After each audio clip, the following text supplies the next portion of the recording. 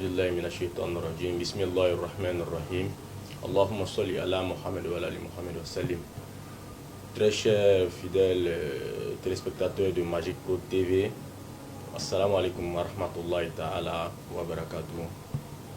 Alhamdulillah, nous sommes dans le cadre de notre émission Ma religion. Aujourd'hui, nous recevons un érudit de la communauté musulmane qui est Cheikh Soufi Ousmane Konaté, guide spirituel de la communauté musulmane des Soufis de Marcory. Il est également membre des oulémas de l'association Ajumak de Marcory et imam adjoint de la mosquée d'Al-Mambo, Kampala. Alhamdulillah Rabbil Alamin. Assalamu alaikum wa rahmatullahi ta'ala wa barakatuh, Cheikh. Wa alaikum salam wa rahmatullahi ta'ala wa barakatuh. Alhamdulillah Rabbil Alamin, Cheikh Ousmane Konaté, vraiment qui n'est plus à présenter sur le plateau de la télévision de Magic Pro. Nous allons aujourd'hui comme ça débattre sur un thème qui est un thème très spirituel, qui est le soufisme. Donc vous allez nous développer d'abord en 5 minutes. Voilà, qu'est-ce que le soufisme? Alhamdulillahi Rabbil Alamin. Allahumma salli ala khuluqin azimi wa qalbin azimi wa dinil azim. Sayyidina wa habibana wa safiyana wa azimana wa qurratu ayunina ba Fatimatu Zahra.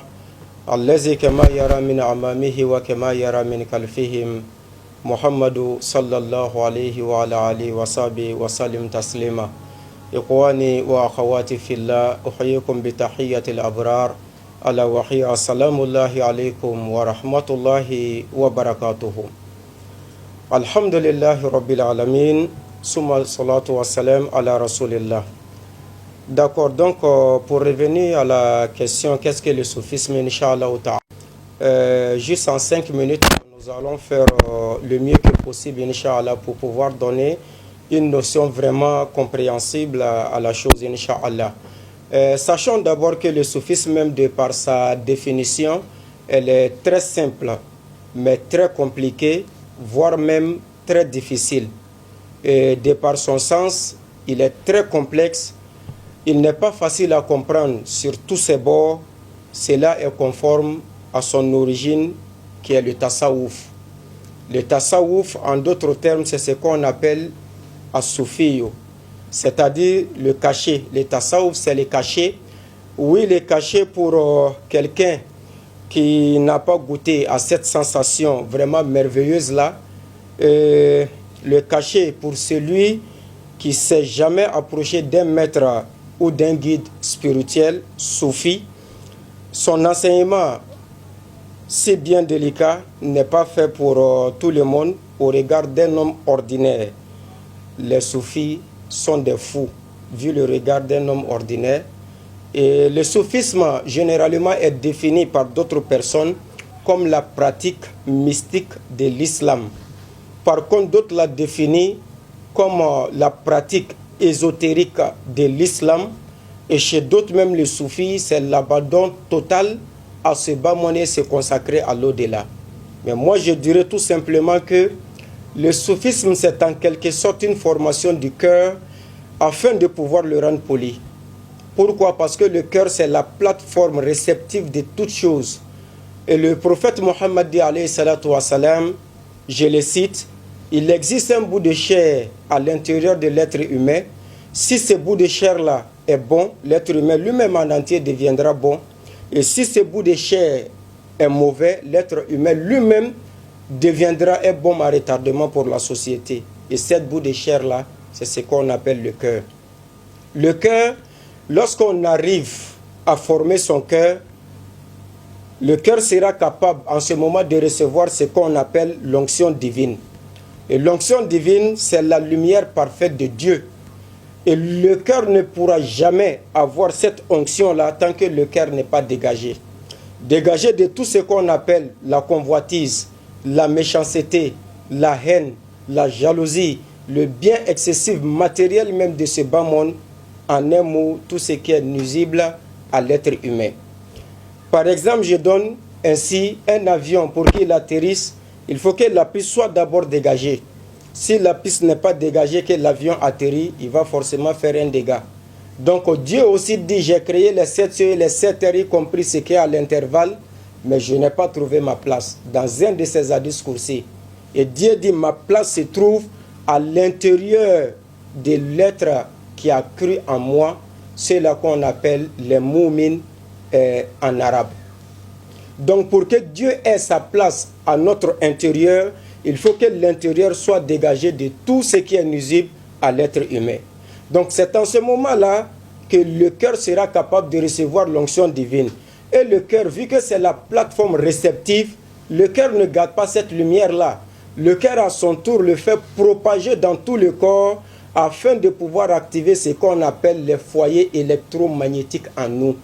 Et ces foyers électromagnétiques, une fois activés, c'est la transformation métaphysique de notre être. C'est-à-dire quoi? C'est-à-dire que notre nous est effacé. Ce nous-là n'est plus. Le nous de l'orgueil, de la vanité, du bien excessif matériel de ce bas monde, de la méchanceté, de la haine, ce nous-là sera effacé. Alors prendra place en nous notre nous de la réalité. C'est le nous de la bonté, le nous de la sagesse, le nous de l'amour, de parfaite cohésion, et j'en passe, Inch'Allah. Donc en ce moment commence en nous une sorte de mutation transcendantale, jusqu'à ce que ce nous-là soit consumé dans le feu de l'amour de son Dieu, de la contemplation de la beauté seigneuriale, finir par disparaître.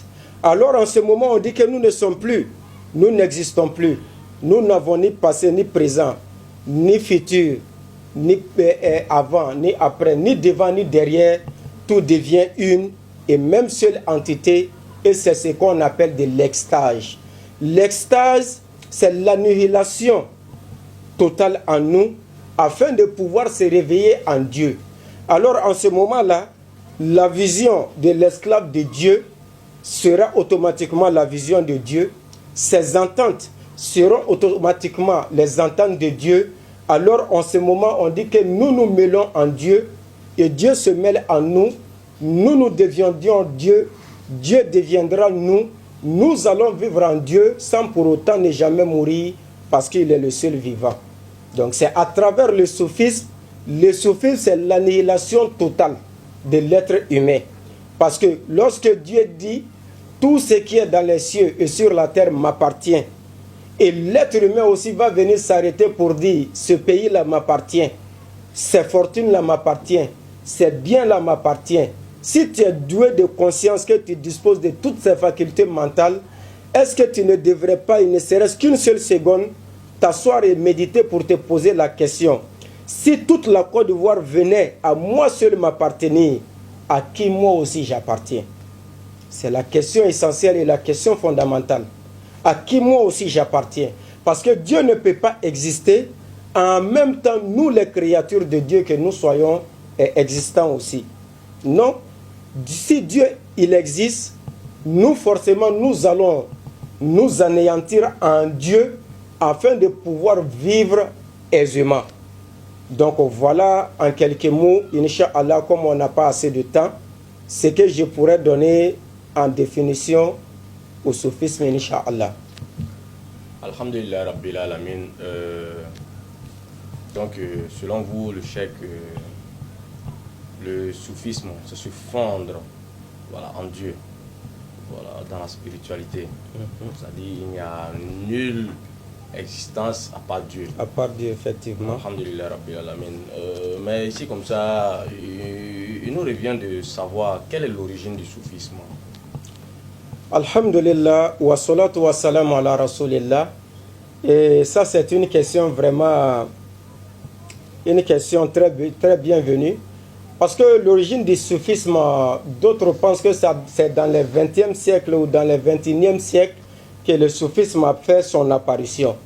Parce que c'est dans le 20e et dans le 21e siècle que beaucoup ont aperçu les soufis, surtout majoritairement, mélangés avec les autres. Puisque auparavant les soufis se retiraient, soit dans les grottes, soit aux bordures des fleuves, ou soit dans les brousses, et pour se consacrer à l'adoration totale de Dieu. Mais je dirais comme ça que l'origine même du soufisme a existé depuis le début de l'histoire humaine. Ça existait depuis le début de l'histoire humaine, car en tout temps, en tout lieu et en tout moment, Dieu a envoyé des messagers, Dieu a envoyé des prophètes pour guider l'humanité, pour tirer les hommes du ténèbre et les envoyer vers la lumière parfaite de Dieu, vers la connaissance de Dieu lui-même. Et le soufisme, c'est la voie des prophètes, si je peux me le permettre ainsi, parce qu'aucun prophète n'a pour autant vécu sans pratiquer, je dirais, la pratique du soufisme comme ça. Et je prendrai les dires d'un savant, d'un ulama, d'un nulus, qui s'appelle comme ça le maître Bahazid Bastami. Il a dit comme ça, ces dires ont été affirmés par Al-Muqaddis. Les dires ont été affirmés par Al-Muqaddis et il affirmait ainsi Bastami. Il dit que les graines du soufisme furent semées dans le temps du prophète Adam. Elles ont germé au temps du prophète Noé. Elles ont fleuri à celui d'Abraham. Et les raisins apparus au temps du prophète Moïse. Et les raisins ont mûri au temps du prophète Jésus, qu'on a alayhi wa sallam, que ces fruits-là ont donné vin.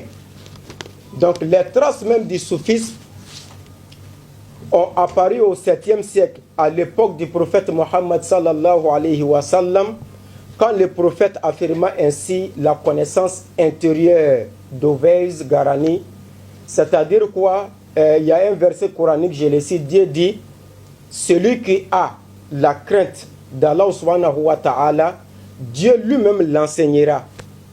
Donc il y a deux enseignements qui sont différents, il y a deux connaissances qui sont différentes. Il y a ce qu'on appelle l'apparent, il y a ce qu'on appelle le caché. Et le caché là, il a fallu le 7e siècle que le prophète Mohammed sallallahu alayhi wa sallam puisse donner affirmation à cette connaissance-là. Donc il est généralement admis que le soufisme est la dimension mystique de l'islam au 11e siècle. Et c'est au 11e siècle qu'il a été admis que le soufisme même c'est une dimension mystique.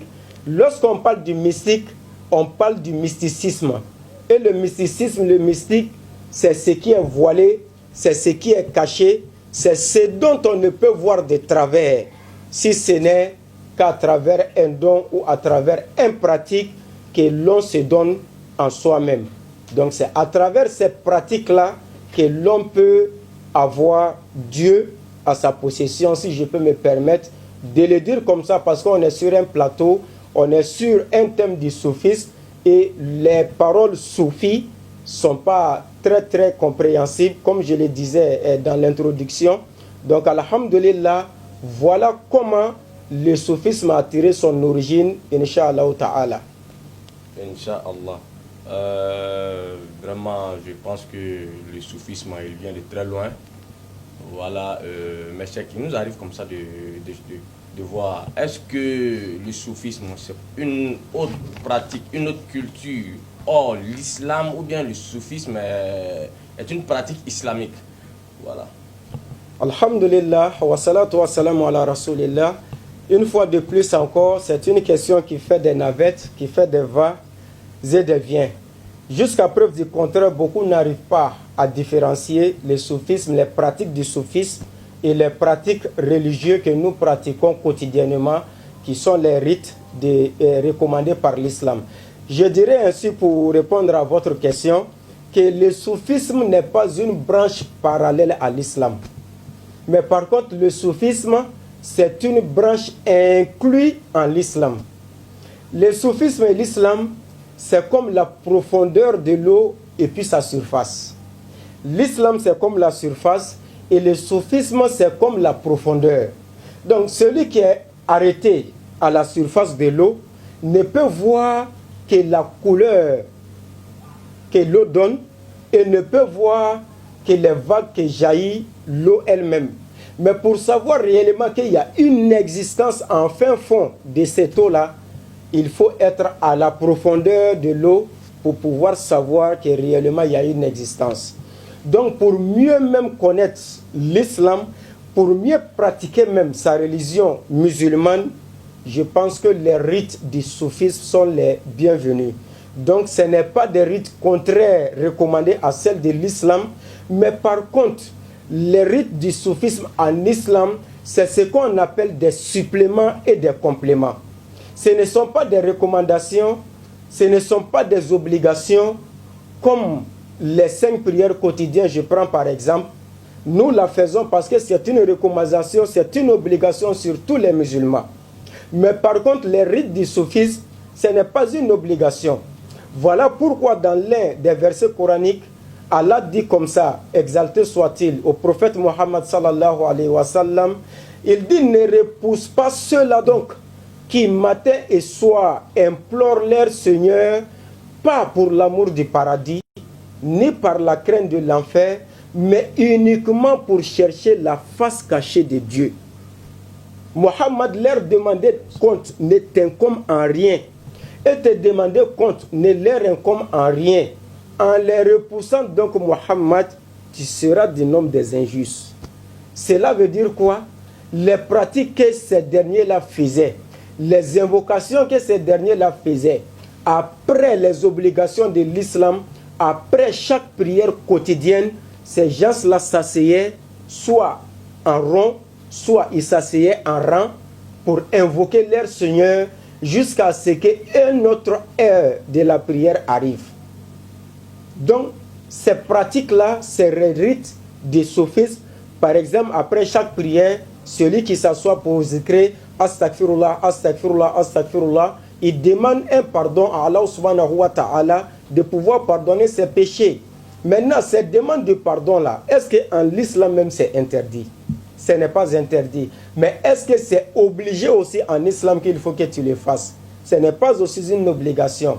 Mais par contre, quand tu le fais, c'est un exemple comparatif à celui-là même qui travaille dans une administration. On dit les heures de pointe, c'est de 8h à midi, tu es payé. Mais par contre, il y a des heures supplémentaires de 14h à 16h. Maintenant, si tu veux bénéficier de ces heures supplémentaires-là, qu'est-ce qu'il faut faire? Il faudra aussi te donner aux travaux de ces heures supplémentaires-là. Maintenant, si tu as travaillé de 8h à midi, il est fin du mois, tu vas aller prendre ton salaire. Maintenant, les heures supplémentaires, toi, tu veux en bénéficier aussi de ça, tandis que tu n'as pas bossé de 14h à 16h. Donc, c'est pas possible au fait. Donc, les rites du soufisme en islam, c'est comparativement à celle-là. Celui qui fait des heures supplémentaires en dehors des heures même recommandées. Donc voilà, en un mot, Inch'Allah. Inch'Allah, vraiment, je pense que ces enseignements sont très riches. Il nous revient encore de savoir, Cheikh, l'islam, le soufisme et les temps modernes. Aujourd'hui, c'est vrai, on aurait appris que le soufisme, il se pratiquait dans les grottes, il fallait se retrancher peut-être quelque part pour vraiment invoquer Dieu, ou vraiment on était isolé. Mais aujourd'hui, nous sommes dans nos agglomérations, nous sommes dans le luxe. Est-ce que ce soufisme-là, il peut se pratiquer aujourd'hui dans ces temps modernes-là? Inch'Allah, alhamdulillah, wa salatu wa salamu ala rasulillah. Donc, je vous remercie encore une fois pour cette belle question-là, Inch'Allah. Je dirais comme ça, il faut qu'on sache que nous sommes dans un monde de la globalisation et de la mondialisation. Le monde n'est plus au temps du 10e siècle. Le monde n'est plus au 6e siècle où le monde avait seulement besoin que du blanc ou que du noir ou que du vert. Le monde n'est plus au temps des Néandertaliens ou des Néo-Sapiens, mais nous sommes au 21e siècle. C'est un siècle de la modernisation. Donc, il faut se moderniser aussi avec le temps. Pour être bien compris, pour être mieux apprécié par les autres, pour que tu sois en communion directe avec les autres, il faut que tu sois à même égard que eux. Tu peux être un bon soufi sans même pour autant ne pas porter des boubous. Parce que souvent, il y a des choses, on a tendance à faire les comparaisons. qui ne font même pas partie de l'islam ou de la branche du soufisme. Je prends comme ça par exemple, il y a ce qu'on appelle le culte, il y a ce qu'on appelle aussi la culture. Maintenant, le port du boubou, c'est une culture, c'est la culture arabe. Les Américains, les Occidentaux ont leur culture. Pour être un bon musulman, il faut tout le temps être en boubou. Sinon, tu n'es pas bien compris par les autres. Et je dirais comme ça que ce n'est pas ça. Mais par contre, tu peux être un bon musulman, un bon soufi, en portant des vestes et des cravates. Tu peux être dans ton jean bien beau, bien joli, dans ta costume bien présentable, mais pourtant tu es le plus grand des soufis dans ton entourage. C'est une question de cœur, tout est raffermi là-bas. Donc le soufisme même, tu peux la pratiquer étant même dans ta chambre luxueuse, mais ce n'est pas le luxe que cette chambre-là représente en fond ou en forme, mais par contre, tu ne fais pas du regard à travers les beautés de toutes ces jolies maisons, de tous ces beaux luxes. Mais en étant dans ce beau luxe, ce luxe-là ne te dit rien, mais c'est celui-là même qui t'a permis d'être dans ce luxe-là, c'est celui-là même qui te dit grand-chose. Et voilà pourquoi, étant dans ce même luxe-là, tu as une consacration à tout temps, à tout moment et à tout lieu à ce créateur-là qui t'a permis d'être dans ce luxe-là. Donc, en un mot, tu peux pratiquer ton soufisme étant dans une chambre climatisée, étant en dormant sur un matelas moussé, mais ce qui compte, c'est ce qui est dans le cœur de l'être humain.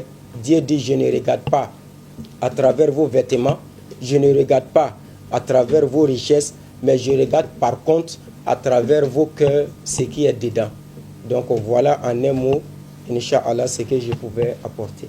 D'accord, Inch'Allah, revenons, nous allons revenir un peu sur le style, tout ça, du soufisme, mais je veux savoir un peu le but recherché, le but du soufisme, c'est quoi?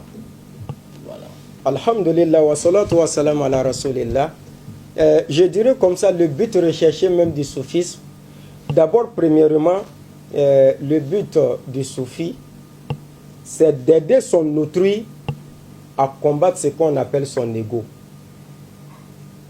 On ne me fait pas ceci, on ne me fait pas cela, c'est parce que tu ne te connais pas d'abord. Ton ego peut t'apporter, ton ego peut te pousser à faire des choses illicites, mais sache d'abord d'où tu proviens, qui tu es et pourquoi tu es là et pourquoi tu dois mourir.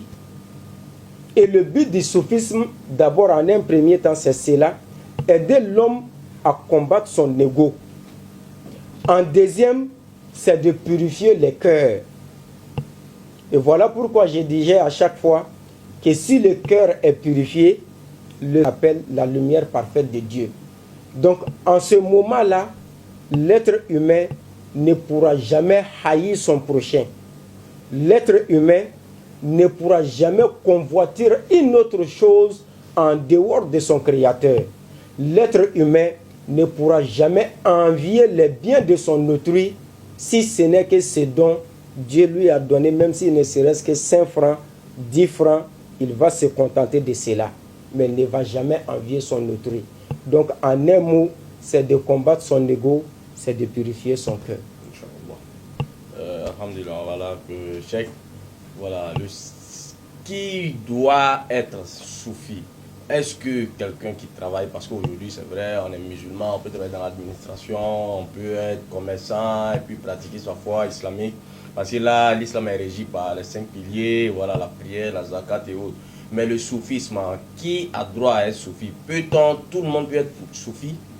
Alhamdulillah wa salatu wa salam ala rasulillah. Tout musulman, hein? Voilà. Effectivement. D'abord, il faut qu'on sache une chose. Lorsqu'on parle du soufisme, il n'est pas forcément que tu sois musulman pour être soufi. On trouve les soufis un peu partout. On trouve les soufis chez les chrétiens. On trouve les soufis chez les bouddhistes. On trouve les soufis chez les musulmans, comme d'autre part aussi. Alors, donc, Tu peux être travailleur dans des administrations, mais autant tu pratiques ta spiritualité, ta foi, ton soufisme purement. Je le dis comme ça, Inch'Allah, voilà pourquoi j'ai fait allusion à cela. C'est-à-dire, être soufi, c'est celui qui pratique la spiritualité pure. C'est celui-là même qu'on appelle un soufi. C'est pas celui-là même quand on le voit de loin, on dit voilà le fou là qui vient. Non.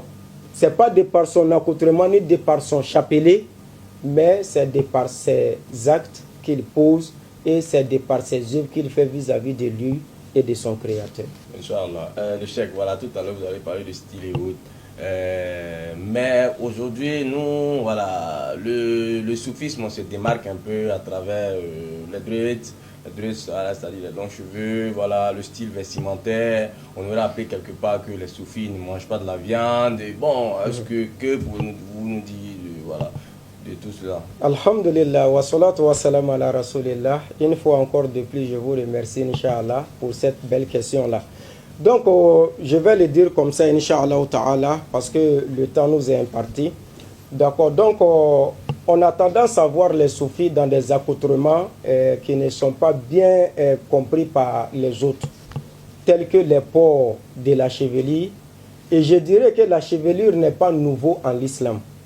Et lorsque tu regardes l'histoire des prophètes, que ce soit les prophètes Samaoun Ghazi qu'on appelle Shamson, que ce soit les prophètes qu'on appelle Jésus, communément appelé Issa en islam, que ce soit le prophète même de l'islam, Muhammad sallallahu alayhi wa sallam, tous ces prophètes-là avaient des longs chevelures. Mais aujourd'hui, les gens ont tendance à faire les comparaisons entre les chevelures des soufis et le rastafarisme. Et quand tu regardes le père fondateur même du rastafarisme, qui est Haïlé Selassie, il a été questionné au sujet même de la chevelure.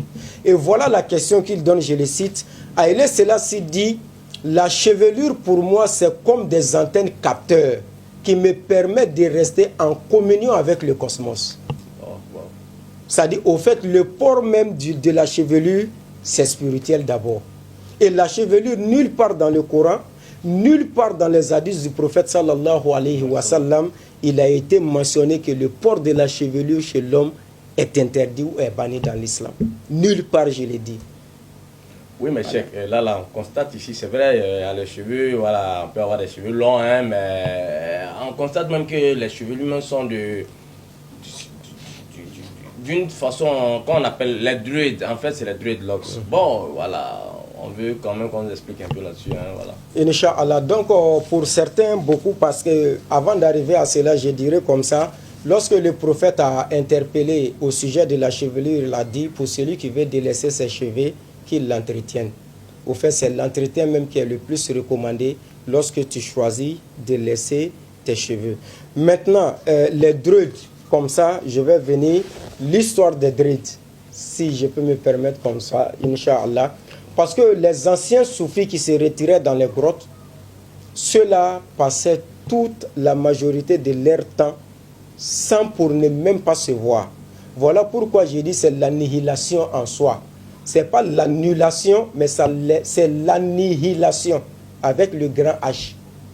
Donc, lorsqu'ils sont annihilés, c'est-à-dire ils ne se voient plus. Tout ce qu'eux ils voient à travers ces visions-là, c'est Dieu y voit. Lorsqu'ils sont en face d'un arbre, c'est Dieu. Lorsqu'ils sont en face d'un animal, c'est Dieu. Parce qu'eux, ils ne se voient plus, ils ne voient plus autre chose si ce n'est que Dieu. Donc, les chevelures que ces derniers-là portaient, ils ne se voyaient même pas, n'en parlons pas, de l'entretien de ces chevelures-là. Et voilà pourquoi 2 ans, 3 ans, 10 ans, 30 ans, 20 ans, ces chevelures-là se délaissaient et tombaient jusqu'au niveau du dos. Donc voilà un peu comment ça a remonté jusqu'à aujourd'hui. Et majoritairement, il y a beaucoup qui ont souhaité à ressembler à ces idoles-là, Inch'Allah. D'accord, donc cela sous-entend qu'aujourd'hui, les dreadlocks qu'on voit avec nos confrères musulmans, elle veut dire que ce n'est pas une autre pratique, mais plutôt ressembler aux initiateurs, aux précurseurs de ce soufisme. Effectivement. Donc, alhamdulillah, on a parlé aussi du style vestimentaire. On pense que c'est un peu dans le même cadre.